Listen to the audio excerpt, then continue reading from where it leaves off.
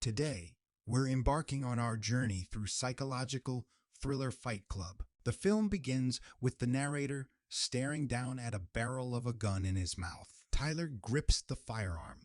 As they near ground zero, he checks his watch. Tyler asks the narrator for a conclusion. Tyler looks out the high-rise window at the city's darkness and hears the narrator's wistful voice. The narrator remembers a crucial event and realizes he must take us back to the beginning. As a traveling vehicle recall specialist, his insomnia increases. Jet lag stresses him out. Despite the challenges, he escapes into the intricate world of single-serving soap and shampoo, marveling at the small existence that accompanies him everywhere. To fall asleep, he watches TV or reads Fernie catalogs. He openly indulges his compulsive drive to buy the latest beautiful goods for his impoverished home, enjoying his consumer position. He urgently visits the doctor. The doctor suggests the narrator attend a cancer support group to see how others struggle. The big moozy, Robert Bob Paulson, meets our narrator. Bob, a former bodybuilder and steroid user, is suffering. The narrator increasingly relies on support groups, sometimes faking illness to attend them. Marla Singer's unexpected arrival breaks the narrator's system. He knows that she's a tourist. After meeting her, they talk. She insists that her actions equal his as the conversation continues. She laughs that these events cost less than movies and include coffee. They exchanged phone numbers. He can't sleep despite the narrator's efforts. On a flight home from a business trip, the narrator meets Tyler Durden. Tyler has an unconventional lifestyle, and he makes and sells soap. When the narrator gets home, he finds out that a leaky gas pipe ignited a refrigerator spark, burning down his apartment and everything in it.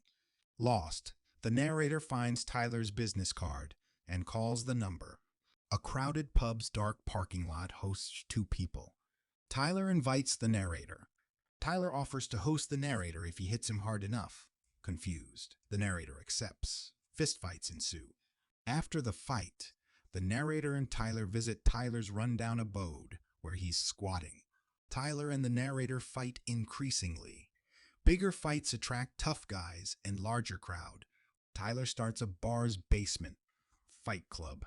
Tyler and the narrator develop rules when more people join. No Fight Club talk is the most crucial rule. Even with many rules, a group breaks them. They want others to break the law. Tyler regularly expresses his educated yet questionable life opinions. The narrator updates Marla that he hasn't attended any further meetings. He has joined a men-only support group. Overdosing on Xanax, Marla seeks the narrator's help. The narrator eventually hangs up. Tyler finds Marla's residence and brings her home. Next morning, Marla finds the narrator in the kitchen. She exits, disgusted by the narrator's astonishment. Tyler enters smiling. He excitedly informs the narrator he and Marla slept together last night. He demands the narrator never mention Tyler to Marla. Tyler and the narrator suck out body fat at a site, and Tyler suggests stealing it from the trash. Tyler likes soaps made from human fat. Tyler demonstrates how to manufacture soap from fat in their kitchen. Tyler surprises the narrator by kissing the back of their hand and putting lye on it. Tyler won't let the narrator wash the chemical off his hand because he fears it would burn worse. He calls this intense agony a test. Tyler also burned his hand. Tyler makes the narrator accept pain. Vinegar then relieves the burn. Tyler encourages the club members to fight a stranger as a homework assignment. The narrator admits it's harder than imagined. Bob easily chats with strangers in downtown. Another member purposefully agitates a priest. Marla says farewell and left Tyler with the narrator after several days. Tyler shared his latest pastime. Tyler's soap making turned his basement into a covert lab. He carefully blended soap and other components to manufacture wall bombs. Tyler and the narrator reorganize the combat club. The narrator confronts his boss after receiving work criticism. The narrator faces danger when his boss objects and calls security. The narrator inflicts extreme self-harm to change events. When security arrives, they think the narrator's boss assaulted him. Tyler gives recruits assignments after dusk. He railed against materialism and society.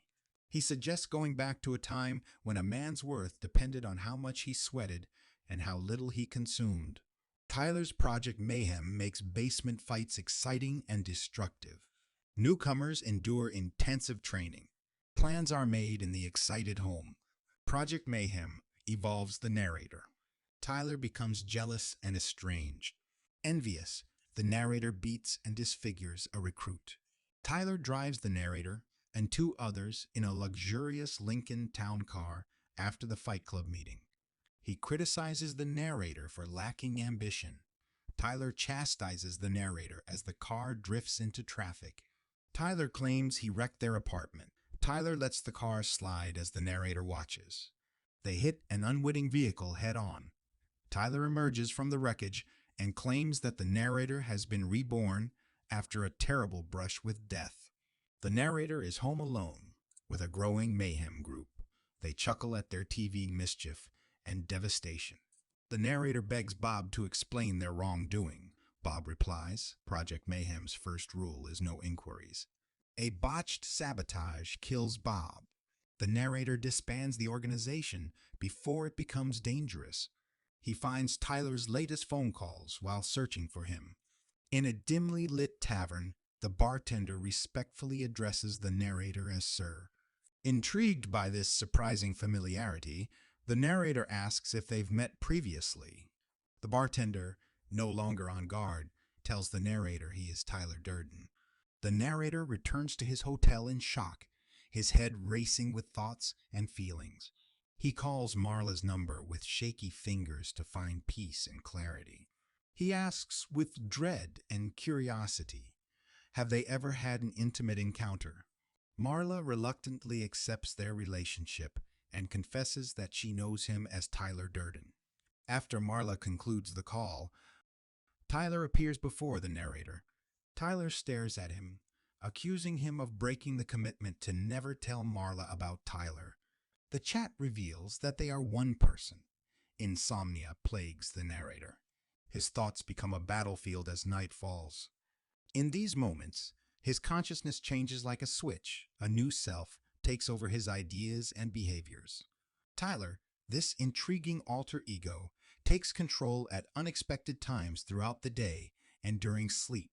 The narrator lost consciousness from the moment's intensity. He wakes up to a phone list with calls from throughout the country. He feels empty upon entering his small home. The space is now lifeless. He sees a bulletin board in the desert. He investigates and finds beautifully organized folders.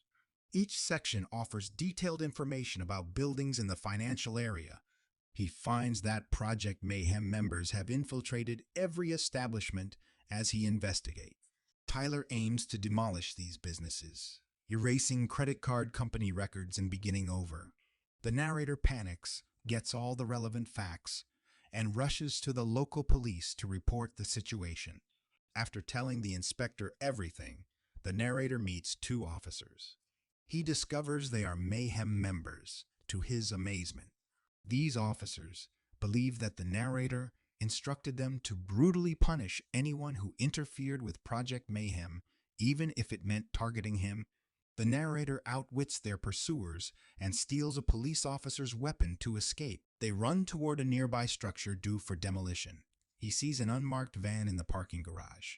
Its metal walls seem to conceal secrets. The van was a nitroglycerin-filled time bomb. He disabled the explosive device to save lives. Tyler taunts the narrator. Two individuals stare at each other in the dim room. The surveillance cameras captured a strange sight. The footage shows a lone individual fighting an invisible foe. The narrator seems to fight himself. Tyler quickly reactivates the ticking bomb when his personality triumphs. The narrator, in self-preservation, moves to a nearby structure to see the impending catastrophe. Returning to the initial setting, the narrator mumbles to Tyler, I am still unable to conjure up any ideas. The narrator begs Tyler to abandon the project. Tyler remains steadfast. He confidently announces his goal of saving humanity from materialism and excess. He is certain his good mission will succeed without harming anyone.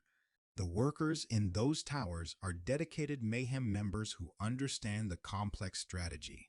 As the narrator hits their breaking point, they realize they can do anything Tyler can. He realizes that Tyler's gun is actually in his grasp as he stares at him. He tells Tyler to listen with the thing under his chin. He says his eyes are wide open. Immediately, he puts the gun to his mouth. He pulls the trigger, sealing his fate forever. Tyler dies. Other members arrive as the narrator wakes up. Marla, whom Tyler requested, joins them.